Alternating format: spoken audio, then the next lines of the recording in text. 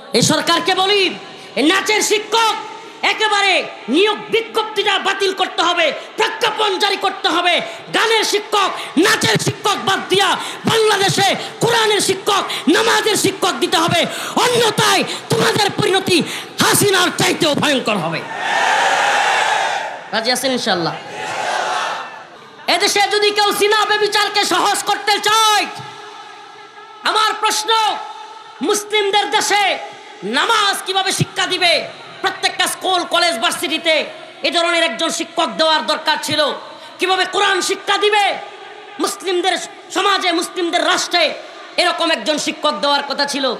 আমাদের ডক্টর মোহাম্মদ ইউনূসের নতুন সরকার কোমর দুলায় কেমনে নাচবে এটা শেখানোর জন্য নতুন একজন শিক্ষক দিচ্ছে।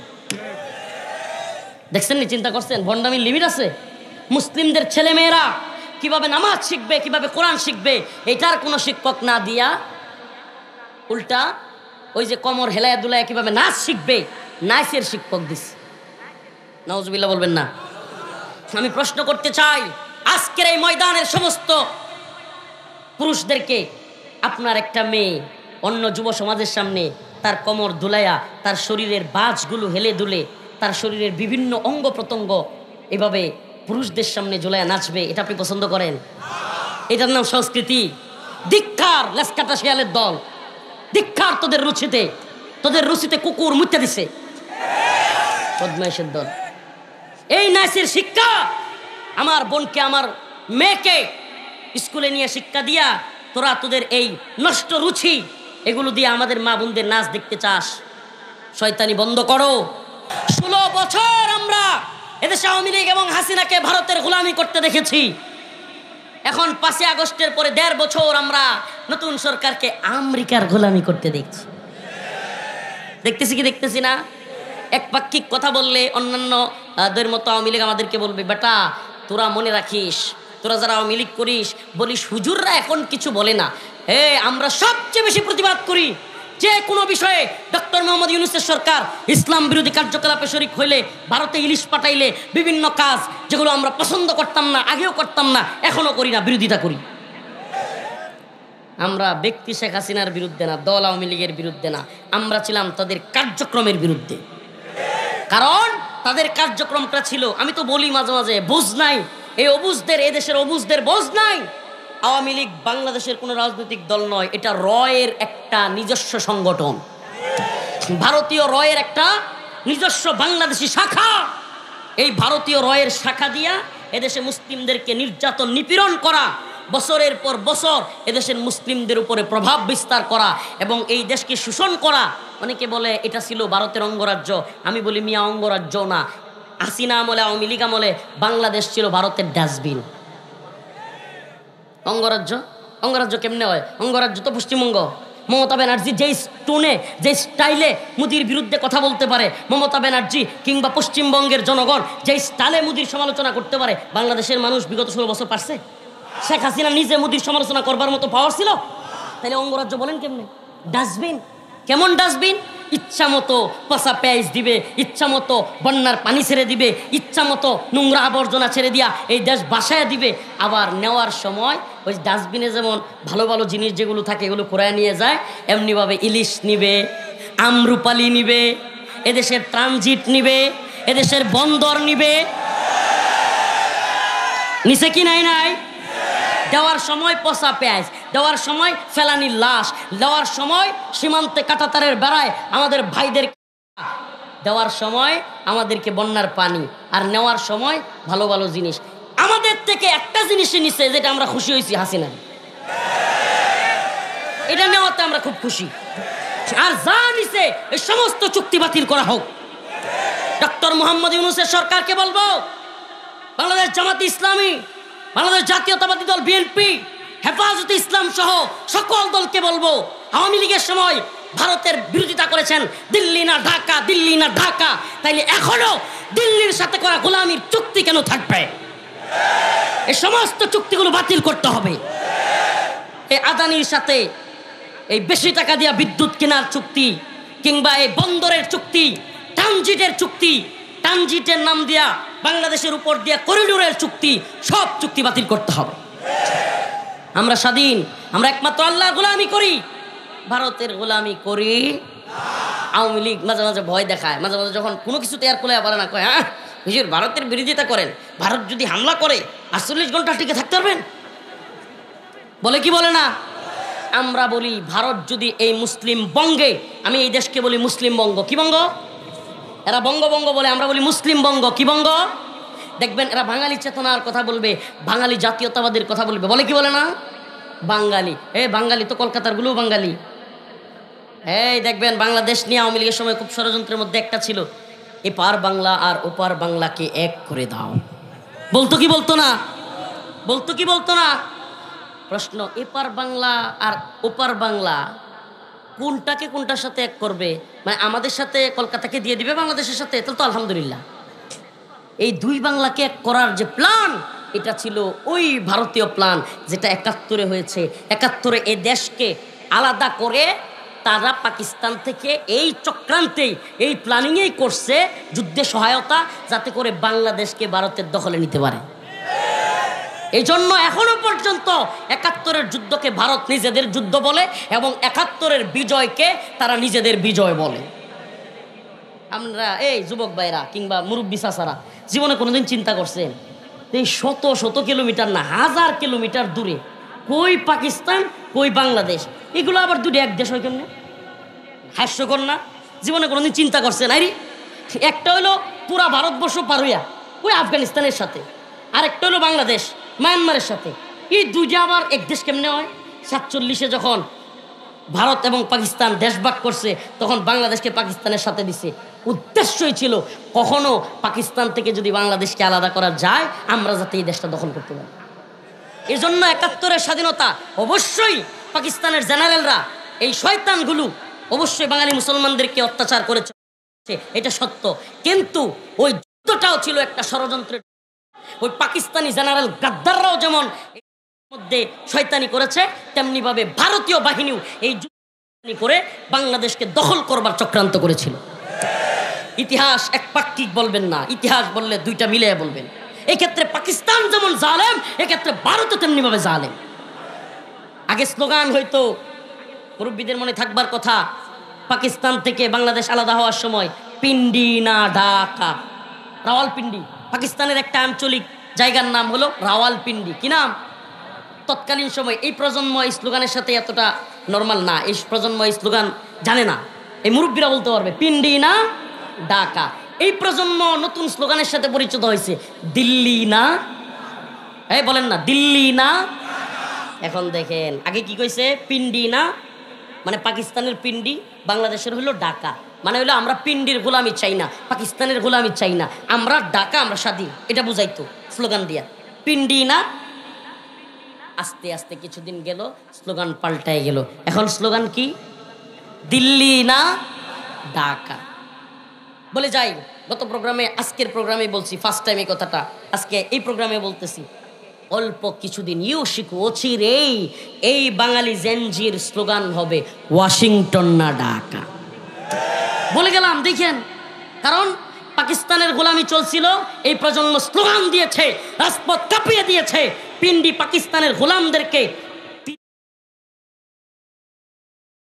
পাকিস্তানকে 71-এ জেনারেলদেরকে, পাকিস্তানের গোলামদেরকে 2024 সালে আইসা দিল্লির গোলামিও আলহামদুলিল্লাহ অনেকাংশে কমছে। দিল্লি না ঢাকা বইলা, এখন তো আমেরিকার গোলামি শুরু হয়ে গেছে। ও এটা কেউ বলতে চায় না, সিস্টেমে আড়াইয়া যায়, খুব সিস্টেমে। সনদ, জুলাই সনদ হয়েছে, জুলাই সনদের স্বাক্ষর হয়েছে, করতে পারেন? বলতে পারেন? জুলাই সনদের স্বাক্ষরের ভিডিওগুলো আপনারা দেখছেন কিনা? জুলাই সনদের স্বাক্ষরের ভিডিওতে আমাদের প্রধান উপদেষ্টা ডক্টর মোহাম্মদ ইউনুস সাহেবের সবচাইতে পাশে, বেশি সময় কাছে যেই লোক ছিল, যেই রাজনৈতিক দলের নেতা ছিল, বৃহৎ কোনো দলের, জাতীয়তাবাদী দল বিএনপি কিংবা জামাতে ইসলামী, হেফাজতে ইসলাম কিংবা আরও যে সমস্ত দলগুলো আছে, এদের কোনো বড় নেতা কিন্তু প্রধান উপদেষ্টার পাশে ছিল না। সবচাইতে, শুধু জুলাই সনদের অনুষ্ঠানে নয়, বর্তমানে প্রায় সবগুলো অনুষ্ঠানে দেখবেন একজন নেতা প্রধান উপদেষ্টার পাশে, তার নাম হলো, যার দলের তেমন কোনো নেতাকর্মী নাই, সেই দলের নেতার নাম হলো জুনাইদ সাকি। জুনাইদ, ভিডিওগুলো দেখে নিয়েন পারলে। জুনাইদ সাকি আমার জানতে মনে চায় বিএনপির মহাসচিবের চাইতে, জামাত ইসলামের সেক্রেটারি জেনারেলের চাইতে, হেফাজতে ইসলামের মহাসচিবের চাইতে জুনায়েদ সাকি বাংলাদেশে বড় নেতা কবে হয়ে গেল? বলেন না, কবে হইলো? তাইলে আপনারা তো ওইভাবে চিন্তা করবেন না, আমরা চিন্তা করি। তাইলে জুনায়েদ সাকি প্রধান উপদেষ্টার এত কাছে, বোঝা গেল ভিতরে ভিতরে কিছু চলতেছে। এই জুনায়েদ সাকি গত কিছুদিন আগে আসিফ মেহতাব এবং সারওয়ার, দুইজন অধ্যাপক, দুইজন প্রফেসর, বাংলাদেশের নাম করা দুইজন শিক্ষক, উনাদেরকে এক এলজিবিটি সমকামিতার একটা লোক সে অনলাইনে, আপনাদের কি ভুলে গেছেন না কারো কারো মনে আছে? ডাক্তার শিক্ষক সারোয়ার স্যার এবং আসিফ মাহতাবকে তার জন্য হুমকি দিয়েছিল একটা সমকামী এলজিবিটির সমর্থনকারী। আর সেই সমকামিতার বিরুদ্ধে আমরা যখন গর্জে উঠেছিলাম, এই জুনায়েদ সাকি ওই সমকামীর লোকটার পক্ষ নিয়েছিল। আমাদের বুঝতে বাকি নাই, আমেরিকা তারে পছন্দ করছে এই দেশে সমকামিতা বাস্তবায়ন করবার জন্য। আর শেষ আলোচনা, শেষ দিকে শুধু লাস্ট একটা উদাহরণ দিই। লেস কাটা শিয়ালের গল্প শুনছেন? হ্যাঁ, এক শিয়াল খালি গৃহস্থের বাড়িতে কৃষকের গোয়াল থেকে, কৃষকের ঘর থেকে মুরগি খায়া চলে আসে। একদিন ওই গৃহস্থ খুব রাগান্বিত হয়েছে, আরে তোরা ধরতে পারি না, খালি আমার মুরগি খাস। রামদানিয়া দরজার চিপায় বসে আছে। এই মনোযোগ দিয়ে শুনেন, রামদানিয়া দরজার চিপায় বসে আছে। এখন শিয়াল ঢুকছে, মুরগি নিয়ে দৌড় মারছে, আল্লাহর নাম নিয়ে ওই কৃষক গৃহস্থ এক কূপ মারছে কল্লার মধ্যে। কল্লার মধ্যে কূপ দিছে, শিয়াল তো 7 চালাক, দৌড় মারছে, কল্লার মধ্যে না লাইগা ওই শিয়ালের লেঞ্জার মধ্যে লাগছে। কোথায় লাগছে? শিয়ালের লেজ কাইটা পড়ে গেছে গা। ঘটনাক্রমে ওই শিয়ালটা ছিল, আপনারা বিশ্বাস করবেন কিনা জানি না, যদি খেয়াল করেন দেখবেন প্রাণীকুলের মধ্যেও কিন্তু সর্দার আছে। প্রাণীকুলের মধ্যেও, কুকুরের মধ্যেও দেখবেন 10-20টা একসাথে থাকলে একটা কিন্তু সর্দার। তো ওই শিয়ালটা ছিল ঘটনাক্রমে শিয়ালদের নেতা। শিয়ালদের কি নেতা? এখন নেতা যখন লেজ কাটা অবস্থায় সকল শিয়ালের মধ্যে গেছে, অন্য শিয়ালরা একটু হাসাহাসি করতেছে, নেতা আপনি লেঞ্জা কাটা কেন, কই গেছিলেন, মাইর দেখাই আইলেন। এখন সে একটু না, জানো তোমরা আজকের দিনে ইচ্ছাকৃতভাবে যে তার লেজ কাটবে, আগামী 100 বছর আমাদের দলের সে নেতা থাকবে। বুঝছেন? মানে কেন সবাই এখন লেঞ্জা কাটা লাও? সবাই যদি লেজা কাটো আমার বুদ্ধিতে, তাইলে লেজ কাটা দলের নেতা তো আমিও থাকতে পারবো। প্রিয় ভাইরা আমার, এই পশ্চিম এই নোংরামি, অশ্লীলতা, ফর্ন ইন্ডাস্ট্রি, সমকামিতা, ট্রান্সজেন্ডার, বিভিন্ন মতবাদ দিয়া পশ্চিম এখন এমন ধ্বংস হয়েছে, এই তথাকথিত ওয়েস্ট আর এই তথাকথিত উন্নত বিশ্ব এমন ধ্বংসপ্রাপ্ত হয়েছে, এরা এখন বুঝতেছে হায় রে, অশ্লীলতার নোংরামির কারণে বিশ্বে কেউ আমগরে মানে না। এখন আমাদের মরলগিরি চলে যাচ্ছে, আমরা তো নিজেদের লেজ কাটছি, এখন যদি সবার লেঞ্জা কাটতে পারি আমগর নেতামি ঠিক থাকবে। ও প্রিয় মুসলিম উম্মাহ, এজন্য এই পশ্চিম আমাদের মুসলিম রাষ্ট্রগুলোর রাষ্ট্রপ্রধানদেরকেও বুদ্ধি দিচ্ছে, তোমরাও লেঞ্জাগুলো ফেলে দাও।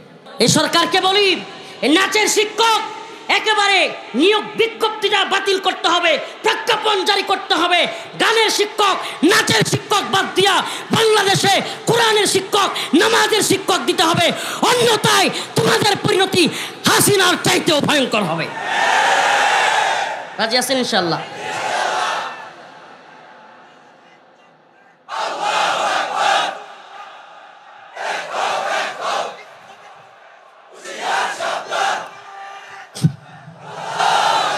ভণ্ডামি বন্ধ করতে হবে। এটা সংখ্যাগরিষ্ঠ মুসলমানদের দেশ, এদেশের কালচার, এদেশের সংস্কৃতি, এদেশের ইসলামের যে সংস্কৃতি, মুসলমানদের যে সভ্যতা, এটার সাথে যায় এমন কাজ করেন, অবশ্যই অবশ্যই সহযোগিতা পাবেন। কিন্তু ইসলামের বিরুদ্ধে কোরআন অবমাননা হবে, আমার রাসূলকে অবমাননা করা হবে। গানের শিক্ষকের নাম দিয়া আমাদের মেয়েদেরকে অশ্লীলতার নাচ গান শিক্ষা দেওয়া হবে, আমরা বরদাস্ত করব না। আল্লাহ জালেমদেরকে দেখাই দিছেন যে তোমরা আলেমদের কণ্ঠ রোধ করবা, আলেমদের কণ্ঠকে বন্ধ করে দিবা, আলেমদেরকে কথা বলতে দাও না, আল্লাহ বলেন তুমি আলেমদের কণ্ঠ স্থগিত করবার, আলেমদের কণ্ঠ চেপে ধরবার চেষ্টা করেছিলে, আর তুমি রাষ্ট্রের প্রধানমন্ত্রী হয়েও 40 মিনিটের বক্তব্য রেকর্ড করেও দিতে পারো নাই। তোমার কণ্ঠকে আল্লাহ স্তব্ধ করে দিচ্ছে। আবার রুবি বাবা এই বেটার কারণে মাহফিল বেটা কষ্ট করছে, তাও আসতে ধমক দেওয়া যেত না। কার কারণে সিন্নি খাইলাম উল্লাহ চিল্লা না বেটা, আস্তে আস্তে আস্তে। তো যাই হোক, তো আবার বিদেশে গিয়া ভারতে বসে থেকে আরেক বক্তব্য দিতে চাইছিল। আমার ওনার বিষয় নিয়ে কথা বলার আজকের আলোচনা না, তবুও দুই একটা কথা বলতে হয়। সুবহানাল্লাহ, এত সুন্দর মজমা যখন দেখি মনটা জুড়াইয়া যায়, যে আজকের এই যে বাধা বিঘ্নহীন এত সুন্দর মজমা, এত সুন্দর পরিবেশ, এগুলো দেখতেও ভালো লাগে। এই কিছুক্ষণ আগে একটা করে আসলাম, মাশাল্লাহ, ওটাও খুব সাজানো গোছানো ছিল। তো ওখানে গিয়া বক্তব্য দিছে না, সরি বক্তব্য দিবে, এটা নাকি বাংলাদেশে প্রচার হবে। আপনার মনে আছে কিনা? এক বক্তব্য দিতে গিয়া গদি শেষ, পালাইতে হয়েছে। আরেক বক্তব্য দিতে গেছিল বাপের বাড়ি শেষ। তা আল্লাহ বলে তুই আর বক্তব্যই দিস না, তোর কথা এত ঝামেলা, যেখানে বলিস খালি এখানেই ঝামেলা তৈরি হয়। আল্লাহ তাআলা এদেরকে হয় হেদায়েত দিক, না হয় ধ্বংস করে দিক। আল্লাহ তাআলা এদের যেগুলো বান্দা, সরি এদের যেগুলো দলের লোক আছে, এগুলোর প্রত্যেকটারে আল্লাহ হয় হেদায়েত দেখ, বুঝদান করুক, নাহলে ধ্বংস করে দিক। প্রিয় ভাইরা আমার, বন্ধুগণ আমার, আল্লাহ তাআলা এই মজমাকে কবুল আর মঞ্জুর করুক, বলেন আমিন। আমি আপনাদের সামনে সূরাতুল মুমিনুনের প্রথম দিকের 5-6টা আয়াত তিলাওয়াত করেছি। খুব বেশি করে এই আলোচনা করবার চেষ্টা করতেছি। এই উম্মতের মাঝে আমরা যখন দেখি হাজারো জনতা, হাজারো যুবক আমাদের দিকে তাকায়া থাকে, এই দীর্ঘ 12টার পরেও অপেক্ষা করে, তখন আমরা আল্লাহর কাছে একটা দায়বদ্ধ হয়ে যাই। দায়বদ্ধ, এই জন্য আমাদের নামও দায়ী। দায়ী এই যে যখন হাজার হাজার জনতা, এই ময়মনসিংহের নেত্রকোনার আমার ভাই বাইস্তা কতজন, অনেক আত্মীয় পরিজন, এরাও এই মাহফিলে প্রোগ্রামে আসে, শুনতে আসে, দেখতে আসে, তখন মনের মধ্যে এক ধরনের দায়িত্ববোধ, দায়ী হিসেবে ফিল করি, যারে এই মানুষগুলো আমাদেরকে শুনতে আসে, এদেরকে আসলে আমরা কি বলবো, কি মেসেজটা দিব, যেই মেসেজের কারণে, যেই কথাগুলো শুনে তার দুনিয়া এবং আখেরাত উভয়টাই কল্যাণ হবে, এই ধরনের কথা যেন আল্লাহ আমাদের মুখ থেকে বের করে। প্রিয় ভাইরা আমার, বন্ধুগণ আমার, আমরা দায়ী, আল্লাহর কাছে আমরা দায়বদ্ধ। ইন্নাল্লাযীনা ইয়াকতুমুনা মিন আহলিল কিতাব, আল্লাহ তাআলা বলছেন যারা কিনা আল্লাহর কোরআন পায়াও সুস্পষ্ট, বাইয়িনাতি ওয়াল হুদা মিন বাদি মা বায়্যানাহু লিন-নাস, সুস্পষ্ট বর্ণনা সহকারে আল্লাহর কিতাব পাওয়ার পরেও ইন্নাল্লাযীনা ইয়াকতুমুনা, যারা এই কিতাবের কিছু কথা গোপন করবে, নাউযুবিল্লাহ, আল্লাহ বলছেন উলাইকা ইয়ালআনুহুমুল্লাহ, এরা আল্লাহর পক্ষ থেকে লানত প্রাপ্ত। তাইলে আল্লাহর কালাম লুকানোর কোনো সুযোগ আছে? বলেন আছে? যখন যেই দল, যেই নেতা, যেই পদভ্রষ্ট নেতা হোক, যে কেউ হোক, যদি ইসলামের বিরুদ্ধে, আল্লাহর বিরুদ্ধে, কোরআনের বিরুদ্ধে অবস্থান নেয়, তখন যারা কোরআনের দায়ী, আমরা যারা আছি, তাদের উচিত নয় কি যে এই সমস্ত নেতা, এই সমস্ত দল, এই সমস্ত সরকারের বিরুদ্ধে কথা বলা? আমি আপনাদেরকে একটা কথা বলি, সালফে সালিহিনের ইতিহাস, সালাফদের, আমাদের আকাবিরদের ইতিহাস ছিল, যখন যেই সরকারি ছিল তারা সব সময় ওই সরকারের সমালোচনা করতেন, সমাজের সমস্ত সরকারের বাজে কাজগুলো, অন্যায় কাজগুলো, জুলুম কাজগুলোর বিরোধিতা করতেন। তারা কখনোই সরকারের পার্ট হন নাই যতদিন না পর্যন্ত শরিয়া অনুযায়ী রাষ্ট্র ব্যবস্থা না হয়েছে। জয়টা ইমাম, জয়টা মাযহাবের সমস্ত ইমামগণ তার সময়ে সমস্ত জালিম বাদশাদের জেল ওনারা আবদ্ধ হয়েছেন। ইমাম নু'মান বিন সাবেত আবু হানিফা রাহিমাহুল্লাহ তৎকালীন সময়ের বাদশার জিন্দানখানায় যেতে হয়েছে। ইমাম আহমদ বিন হাম্বল খলকে কোরআনের মাসআলায় ওনাকেও কারাবরণ করতে হয়েছে। প্রত্যেক দিন এত বড় যুগের ইমাম, এত বড় ফকিহ, এত বড় আলেম, ওনাকে প্রত্যেক দিন 70টা বা তার চেয়ে বেশি আঘাত করা হইতো, বেত্রাঘাত, বেত দিয়ে আঘাত করা হইতো। ইমাম শাফিঈ, ইমাম মালিক, সুবহানাল্লাহ, প্রত্যেক ইমাম ওনাদের সময়ের যে সরকার ছিল, বাদশা ছিল, তাদের জুলুমের শিকার হয়েছেন, কিন্তু কখনোই উম্মতকে হতাশ করেন নাই, কখনোই উম্মতের সামনে কোরআনের কথা গোপন করেন নাই, সত্য কথা গোপন করেন নাই, কোনো জালেমের ভয়ে চুপসে থাকেন নাই। ওই ইমামদের, সালাফদের উত্তরসূরি হিসেবে, ওই সাহাবায়ে কেরামের উত্তরসূরি হিসেবে, আমাদেরও দায়ী হিসেবে এই সিফাত থাকা উচিত যে যখন যেই সরকারি আসুক, যদি কেউ জুলুম করে, অন্যায় করে, ইসলামের বিরুদ্ধে, আল্লাহর বিরুদ্ধে, কোরআনের বিরুদ্ধে অবস্থান নেয়, সে যেই হোক, তাদের বিরুদ্ধে গর্জে ওঠা এই উম্মতের আলেম সমাজের উপরও দায়িত্ব, কর্তব্য।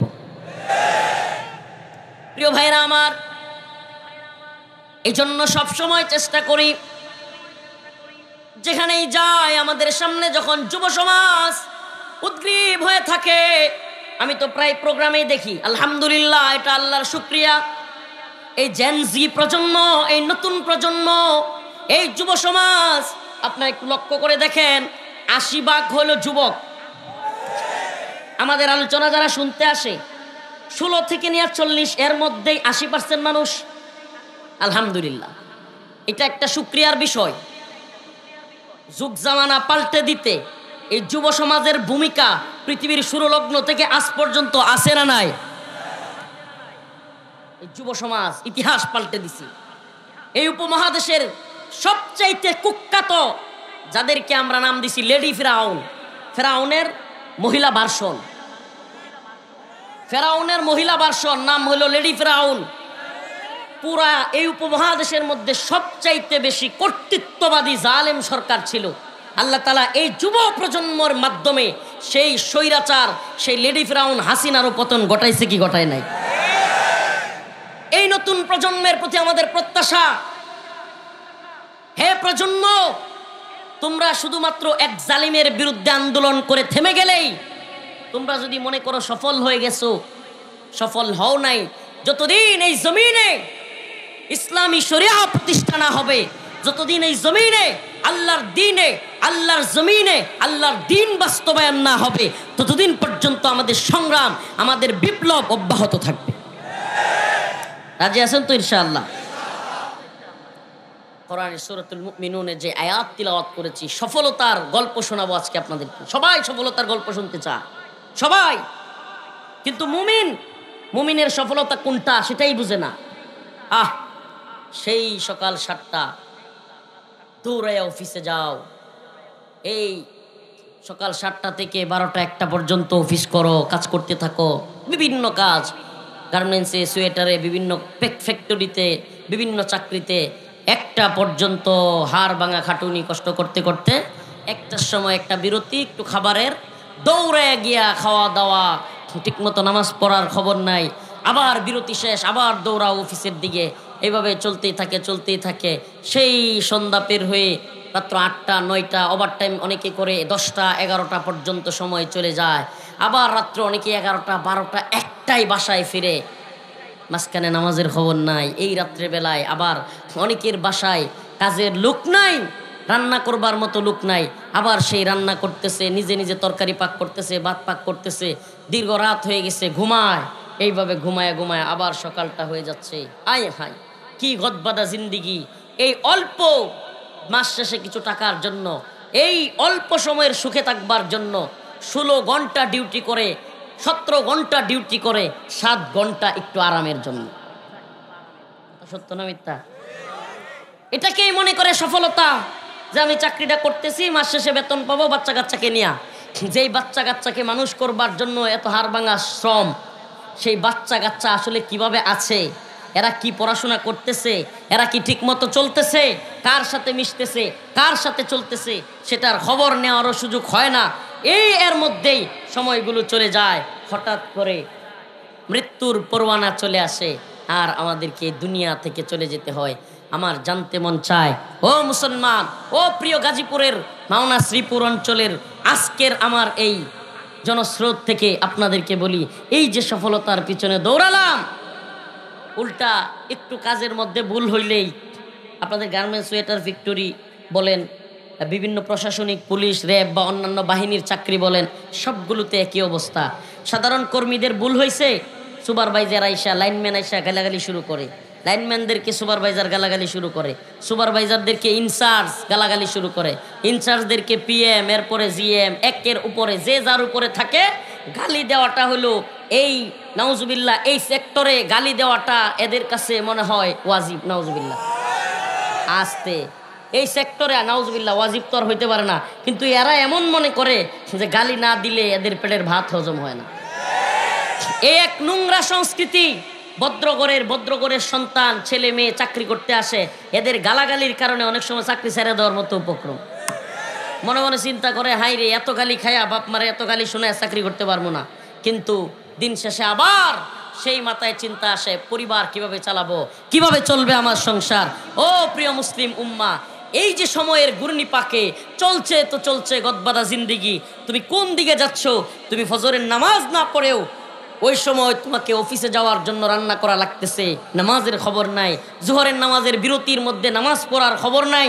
এভাবেই যে তোমার চলছে, তুমি যে সফলতার পিছনে ছুটছো, তুমি যে টাকার পিছনে ছুটছো, ও প্রিয় ভাই আমাকে বলো, ও প্রিয় বোন, ও প্রিয় মা, ও প্রিয় বাবা আমাকে বলো, সফলতা কি পেয়েছো? শান্তি কি পেয়েছো?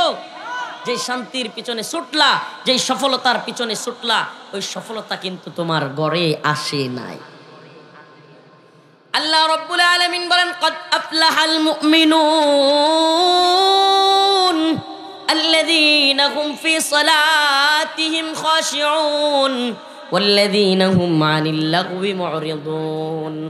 ও মুসলমান ইমানদার, তোমরা তো এই দুনিয়ার পার্থিব সফলতার চিন্তা করো। একজন কর্মী চিন্তা করে যদি কোনোভাবে ভালো কাজ কইরা, ভালো চেষ্টা কইরা সুপারভাইজার হতে পারি। সুপারভাইজার চিন্তা করে ভালো কাজ কইরা কর্মদক্ষতা দেখায়া বেশি বেশি ডিউটি করে যদি ইনচার্জ হইতে পারি। ইনচার্জ চিন্তা করে আরেকটু উন্নতির। দারোগা চিন্তা করে ওসি হওয়ার। ওসি চিন্তা করে আরেকটু বেশি এডিশনাল এসপি হওয়ার, সার্কেল এসপি হওয়ার। এক একজনের চিন্তা এক এক রকম।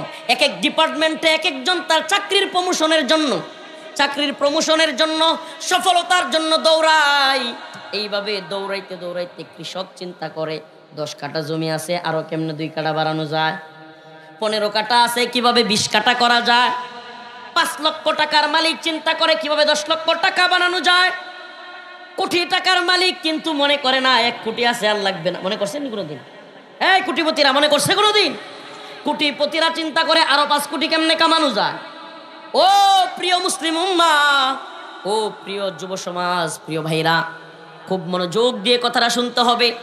এই যে সফলতার পিছনে ছুটতেছি, আমরা মনে করতেছি লক্ষ টাকার চাকরি করতে পারলেই এই দুনিয়ায় সফল। গাজীপুরের মাওনায় যদি, কিংবা যদি মেন রোডের পাশে রাজেন্দ্রপুর কিংবা জয়দেবপুর চৌরাস্তায় কিংবা এই গড়গড়িয়া মাস্টার বাড়িতে যদি নিজস্ব বাড়ি থাকে, ফ্ল্যাট থাকে, কোটি টাকার গাড়ি থাকে, বিয়ের ক্ষেত্রে সুন্দরী একটা বউ পাওয়া যায়, ছেলে মেয়েগুলোর যদি ভালো জায়গায় বিবাহ দেওয়া যায়, এই লোক মনে করে আমার চাইতে সফল আর কেডা আছে? মনে করে কি করে না? আমার চাইতে সফল আর কে আছে? ও প্রিয় হাজিরিন, বুকে হাত দিয়া বলবা, প্রিয় ভাইরা আমার মনোযোগ দিয়ে শুনবেন, বুকে হাত দিয়া বলবেন, এই দুনিয়া তালাশ করতে গিয়া, এই দুনিয়ার সফলতার তালাশ করতে গিয়া, এই দুনিয়ার টাকা পয়সা আর এই দুনিয়াদারির চিন্তা করতে গিয়া জীবনে কোনো দিন অন্তরের মধ্যে প্রশান্তি পাইছেন? অন্তরের মধ্যে প্রকৃত শান্তি নাই। লক্ষ টাকার চাকরিকে তুমি সফলতা মনে করতে পারো, কোটি টাকার বাড়ি, কোটি টাকার গাড়ি, কিংবা সুন্দরী বউ বিয়ে করতে পারা, কিংবা ছেলেকে ভালো চাকরি করাইতে পারা, বিয়ে শাদী দিতে পারা, বিদেশে পাঠাইতে পারা, ভালো ইউনিভার্সিটিতে ভর্তি করাতে পারা, এগুলোকে তুমি সফলতা মনে করতে পারো। কিন্তু আল্লাহর কোরআন বলতেছে এগুলোর একটাও মুমিন মুসলমানের সফলতা নয়। কোরআনের সুস্পষ্ট নির্দেশনা, ফামান যুহজিহা আনিন নার ওয়া উদখিলাল জান্নাতা ফাকাদ ফাজ। আল্লাহ রাব্বুল আলামিন বলেন, মুমিনের প্রকৃত সফলতা হলো সে জাহান্নামের আগুন থেকে যেদিন মুক্তি পাবে, ওয়া উদখিলাল জান্নাতা ফাকাদ ফাজ, এবং যেদিন সে জান্নাতে প্রবেশ করতে পারবে মুমিন সেই দিন সফল। এই কথাগুলো বলতাম না, কিন্তু কেন বলি? আজকে আমাদের মাহফিলগুলোতে হাজার হাজার জনতা, হাজার হাজার শ্রোতা, আল্লাহ মাফ করুক, কিন্তু আমরা মসজিদে মুসল্লি খুঁজে পাই না। আফসোসের বিষয়, পরিতাপের বিষয়, আজকে আমাদের মসজিদগুলো ফাঁকা। আর এই মসজিদগুলো ফাঁকা থাকার কারণে মুসলিম উম্মাহ মাহফিল বুঝেছে, বড় সেলিব্রিটি বক্তা খুঁজেছে, অনলাইনে ফেসবুকে ইউটিউবে দেখে দেখে, টিভিতে দেখে দেখে সেলিব্রিটি নাউজুবিল্লাহ এই তথাকথিত সেলিব্রিটিজমের বক্তা দেখতে আসেছে। কিন্তু উম্মাহ নামাজি হইতে শিখে নাই, উম্মাহ মসজিদে যাওয়া শিখে নাই। আর এই কারণেই পশ্চিমা বিশ্ব এবং ভারত এই বাংলাদেশের মুসলমানদেরকে নিয়ে বারবার ষড়যন্ত্র করতেছে। এই মুসলিম উম্মার মধ্যে অশ্লীলতা, বেহায়াপনা, এই কথাটা আমি এই কয়েকদিন প্রায় প্রোগ্রামে বলতেছি। খুব সেন্সিটিভ, খুবই গুরুত্বপূর্ণ একটা বিষয়, খেয়াল করবেন। এই মুসলিম উম্মার এই বেখেয়ালি এবং এই মুসলিম উম্মার দ্বীনের প্রতি, ঈমানের প্রতি চেতনাবোধ কমে যাওয়ার কারণে এবং ইসলামের প্রতি ভালোবাসা, মুহাব্বত, এই ঈমানের দাব পরীক্ষা করতে চায়া মাঝে মাঝে ইহুদি খ্রিস্টানরা, মুশরিকরা আমাদেরকে পরীক্ষা করে। কি করে? এই কয়েকদিনের মধ্যে আপনাদের একটা পরীক্ষা হয়ে গেছে। এই কি করতেছে এরা? কিছু আসে হইলো কি জানেন, আমার প্রোগ্রামে বিশেষ করে কিছু লোক আসে হইলো, হুজুর বিরাট গরম করব, আমরা একটু লাফাই না, বুঝছেন? যখন আমরা আমলি ওয়াজ শুরু করি তখন কিছু লোকের হয়েছে না, আজ ডাল দিয়ে খিচুড়িটা খাইতাম না, খাহেসাত পূরণ করতে আস। আস্তাগফিরুল্লাহ, খাহেসাত। কিছু লোক কণ্ঠের পাগল, কণ্ঠ শুনতে আসে, কিছু লোক একটু হুঙ্কার জঙ্কার দেখবে, এগুলা। ভাইরে, আমরা তো আপনার খাহেসাত পূরণ করার ঠিকাদারি নেই। আমরা এই উম্মতের যখন যেটা প্রয়োজন সেটা দেওয়ার চেষ্টা করি, মুক্তাদায়ে হালের মোতাবাকাত কথা বলবার চেষ্টা করি। আপনার যদি এগুলো ভালো নাও লাগে, কিছু করেন নাই, মাঝে মাঝে কিছু আমলি কথা বলতে হবে কি হবে না? এই উম্মতকে মসজিদের দিকে ঝুঁকাইতে হবে কি হবে না? কঠিন এক ষড়যন্ত্র চলতেছে আপনাদেরকে নিয়ে, একটু মনোযোগ দিয়ে শুনবেন। এই রিসেন্ট অল্প দিনের মধ্যে আপনাদের একটা পরীক্ষা হয়ে গেছে, কেউ খেয়াল করেছেন কিনা জানি না। যুব সমাজ খেয়াল করার কথা। এই কয়েকদিন আগে এই কথাটা আমি 2-3টা প্রোগ্রামে ইদানিং বলতেছি। এসএসসি পরীক্ষার রেজাল্ট বের হয়েছে। এসএসসি মনে আছে আপনাদের? এসএসসি পরীক্ষার রেজাল্ট বাইর হওয়ার পরে অনেক, বিশেষ করে দেখবেন মিডিয়াগুলো ছেলেদের ইন্টারভিউ নেয় কম, মেয়েদেরটা বেশি নেয়। দেখবেন যে মেয়েদের ইন্টারভিউ নিলে ভিউ বেশি হয়, নাউজুবিল্লাহ। মেয়েরা একটু ফালাফালি নাচানাচি করলে এগুলো মানুষ দেখে বেশি, নাউজুবিল্লাহ। এবং আস্তাগফিরুল্লাহ, বিভিন্ন অঙ্গ ভঙ্গি এগুলো আরও ভালো করে ক্যামেরায় কাভার করে, আস্তাগফিরুল্লাহ। তো এই এসএসসি পরীক্ষার সময় এই সমস্ত ক্যামেরাম্যানদেরকে আল্লাহ হেদায়েত দান করুক। এই সময়ে একটা মেয়ের ইন্টারভিউ মিডিয়ার সামনে খুব ভাইরাল, আলোচিত হয়েছে। আপনাদের খেয়াল করার কথা, আমি খেয়াল করেছি, আপনাদের নজরে আসছে কিনা জানি না। একটা মেয়ে বলতেছে, তাকে প্রশ্ন করছে সাংবাদিক যে আপনি যে পরীক্ষায় ভালো করলেন, সে A+ পাইছে। কি পাইছে? A+ পাইছে, ভালো মার্ক পাইছে। তো তাকে জিজ্ঞেস করতেছে, আপনার এই রেজাল্ট পাওয়ার বা ভালো করার পিছনে কি কোনো কারণ আছে? বলছে হ্যাঁ আছে, আমার বয়ফ্রেন্ড আমাকে হেল্প করেছে। এই আসতে হাসবেন না, এটার কথা আমি বারবার না করি, সাবধান। আমরা এই বয়ফ্রেন্ড গার্লফ্রেন্ড কালচারকে ঘৃণা করি। এগুলো বইলা আপনাদেরকে, যুবকদেরকে একটু মজা দেওয়ার মতো হুজুর আমি না, আল্লাহ মাফ করুক। এমন কিছু হুজুর আছে যারা কিনা দেখি যে বয়ফ্রেন্ড গার্লফ্রেন্ড বা বিভিন্ন রিলেশন, প্রেম এগুলো নিয়ে বা মাহফিলে কথা বলে, আর যুবকরা খুব মজা পায়, নাউজুবিল্লাহ। এই শয়তানি বন্ধ করেন মিয়া, আপনি কিসের আলেম হয়েছেন? আল্লাহ যেটাকে হারাম বলছে, যে জিনা, যেই মিলামেশার কারণে, অবৈধ প্রেম ভালোবাসার কারণে একজন যুবতী প্রেগনেন্ট হচ্ছে পার্কে গিয়া, বিভিন্ন হোটেলে গিয়া, আর সেই যুবতী বাচ্চা নষ্ট করে পার্কের ঝুপঝাড়ে কিংবা বিভিন্ন ম্যান হলে ফেলে রেখে আসতেছে, আর আপনি সেটা নিয়ে মজা নিচ্ছেন, নাউজুবিল্লাহ। এই ধরনের হুজুর আমরা না। এই বয়ফ্রেন্ড গার্লফ্রেন্ড কালচার, এটা ইসলামের সাথে যায় না।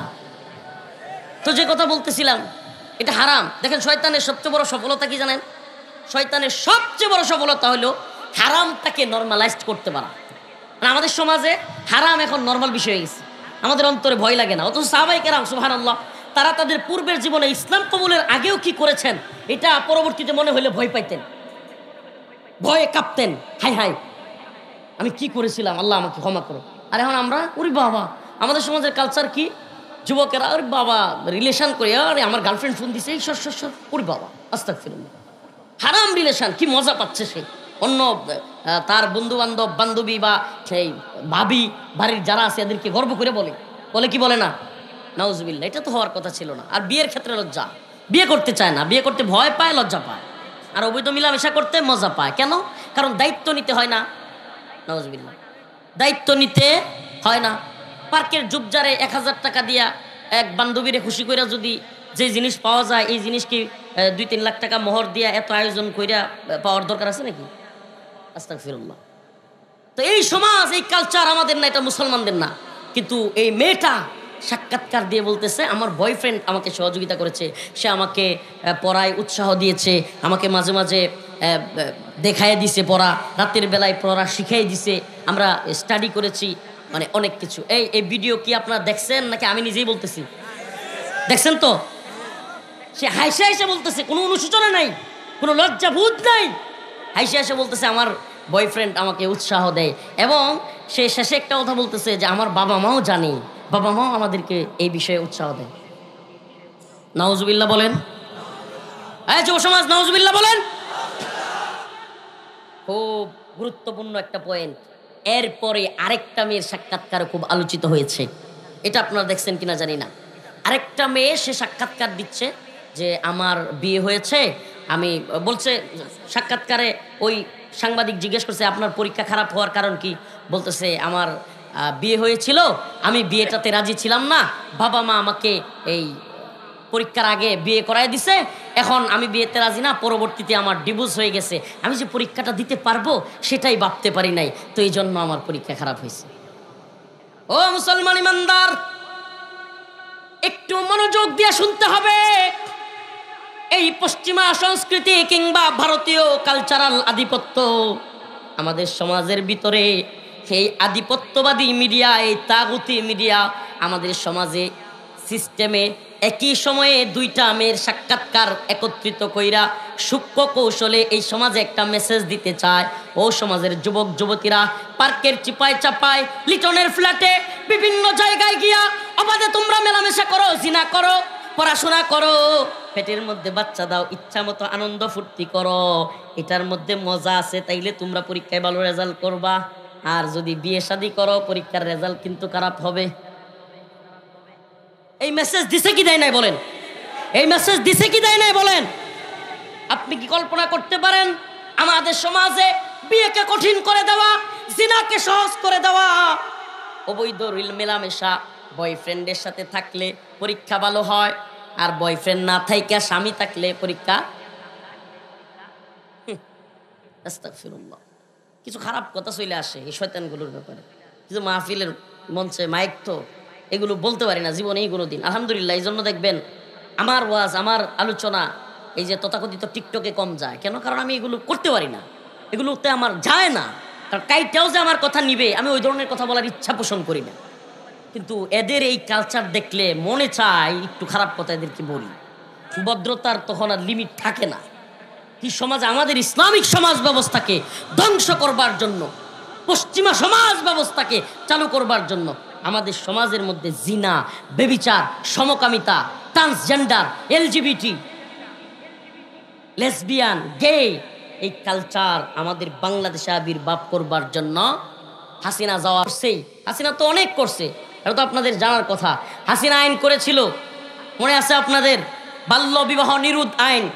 18 বছরের নিচে, 21 বছরের নিচে ছেলে, 18 বছরের নিচের মেয়ে বিয়ে করতে পারবে। পার্কে যেতে পারবা, তোমরা হোটেলে যেতে পারবা, ওই পার্কের চিপায় চাপায় একটা গাছের চিপায় গিয়ে 2জন মিলে বসতে পারবা, ওই নৌকায় ভ্রমণের নামে নৌকায় পর্দা দিয়া ওখানে মেলামেশা করতে পারবা, হোটেলে গিয়ে উঠতে পারবা, তোমাদেরকে অবাধে সুযোগ দেওয়া হবে। কিন্তু তোমরা 18-র আগে বিয়ে করতে পারবা না। কেন? 18-র আগে বিয়ে করলে বাচ্চা নিতে সমস্যা হয়, 18-র আগে বিয়ে করলে বাচ্চা কাচ্চার পুষ্টিতে সমস্যা হয়। বলে কি বলে না? হ্যাঁ মুসলমান, বলে কি বলে না? মোবাইল তো আছে, প্রোগ্রাম থেকে বের হয়ে একটু সার্চ দিবেন, খুদ যেই শেখ হাসিনা এই আইন করলো, এই শেখ হাসিনার মায়ের শেখ মুজিবের সাথে বিয়ে হয়েছে, শেখ হাসিনার মার বয়স ছিল 9 বছর। পুষ্টিতে ঘাটতি হয়েছে নি? শেখ হাসিনার ব্রেনের কোনো সমস্যা আছিল? তাই আসতে শেখ হাসিনার ব্রেনে কোনো সমস্যা হয়েছে? এক সিজ দিয়া পুরো দেশ বাজ্যা খাইছে। এই ব্রেনের কোনো সমস্যা হয়েছে? বাল্য বিবাহ, অল্প বয়সে বিয়ে করলে বাচ্চা নিতে কষ্ট হয়, মেধা কম হয়। এক হাসিনার কাছে পুরো বাংলাদেশ জিম্মি ছিলাম 17 বছর। কি মেধার পুষ্টির কি কোনো ঘাটতি ছিল? তাইলে বোঝা যায় এই কথা হলো ভণ্ডামি আর শয়তানি। বলেন না, এই কথা হলো ভণ্ডামি আর। এই আমাদেরকে সৃষ্টি করছেন কে? আবারও জোরে একটু, সৃষ্টি করেছেন কে? আচ্ছা, যিনি সৃষ্টি করলেন তিনি জানেন না কত বছর বয়সে বিয়ে করলে ভালো হবে? জানে শেখ হাসিনা। হ্যাঁ, যিনি আমাদেরকে সৃষ্টি করলেন, যিনি আমাদেরকে পৃথিবীতে আনলেন, যিনি আমাদেরকে পুরুষ হিসেবে নারী হিসেবে এই দুনিয়া, এই পৃথিবী, এই আসমান জমিন চন্দ্র সূর্য সব সৃষ্টি করলেন, আমাদেরকে দুনিয়ায় পাঠাইলেন, তিনি জানেন না আমরা কবে বিয়ে করলে ভালো হবে? জানেন না? জানেন না? সে আল্লাহ যিনি আমারে আপনারে দুনিয়াতে পাঠাইলো, যেইভাবে পাঠাইলে দুনিয়াতে চলমান প্রক্রিয়া সুন্দর থাকবে, যেইভাবে পাঠাইলে সন্তান মারা কম যাবে। কারণ রসুল বলেছে আমার উম্মত বেশি হলে আমি গর্ব করব। তার মানে আল্লাহ এবং তার রসুলের চাওয়া হলো এই উম্মত বেশি বেশি হোক। ঠিক কি ঠিক না? আল্লাহ আমাদেরকে সৃষ্টি করলো, আল্লাহ পাক ভালো বুঝলেন না, আর বুঝলো শেখ হাসিনা। আল্লাহ পাক কবে বিয়ে করলে ভালো হবে, কবে বাচ্চা নিলে ভালো হবে আল্লাহ ভালো বুঝলো না, বুঝলো ডক্টর মোহাম্মদ ইউনূস। হ্যাঁ, খালি একটা নাম কইলে অনেকে গুসা হইব। আমরা কাউরে সারি না। এই আইনগুলো, পশ্চিমাদের আইনগুলো, এগুলো হাসিনা ভালো বুঝলো, ডক্টর মোহাম্মদ ইউনূস ভালো বুঝলো, আমার রব্বে কাবা ভালো বুঝলো না। নাউজুবিল্লাহ বলেন, আর হুজুরে বলেন নাউজুবিল্লাহ। আমি একটু আমার মা বোনদেরকে বলবো, প্লিজ, আমি এই ধরনের বক্তা না, আমি দেখছি আমার নজরে এসে গেছে, আপনারা চলেন, সরে সরে, প্লিজ দূরে যান। এই হারাম কাজ করবেন না। হুজুরের আলোচনা শুনতে আইসা আপনারা পর্দার ফরজ বিধান কেউ মান্য করবেন না। যান এখান থেকে। প্লিজ মা, আমার বোন, একেবারে পায়ে হাত ধরি, গাউরামি করবেন না। কেউ পর্দা লঙ্ঘন করে কোনো আলোচনা হইতে পারে না। এটা কোনো ওয়াজ মাহফিল, কোরআনের মাহফিল থাকবে না। তখন পর্দা করা আছে, পর্দা ছুটে আয় পড়ছে তো নেতা সাহেব, আপনার পর্দা তো মানে নাই।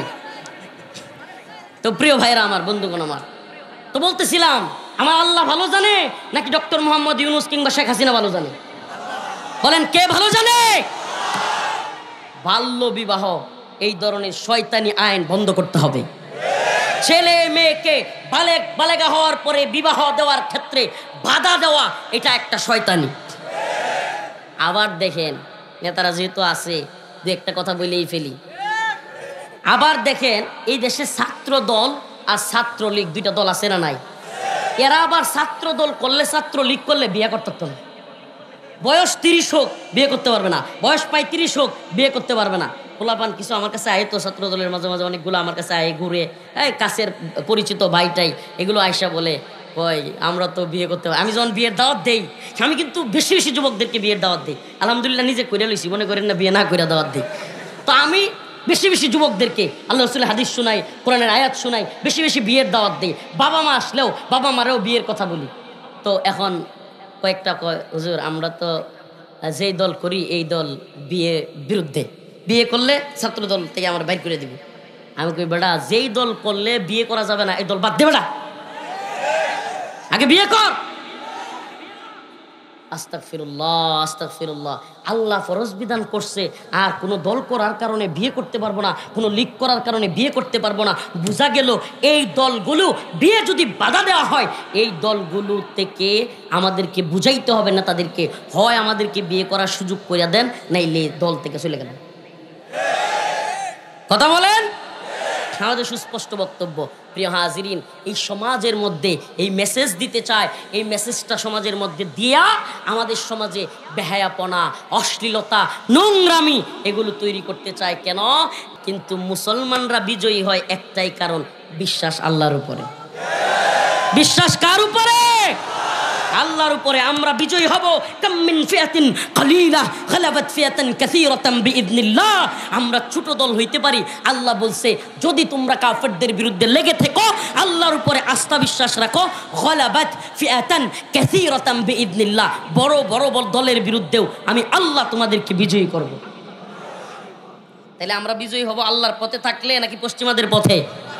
বলেন না, আল্লাহর পথে না পশ্চিমাদের পথে?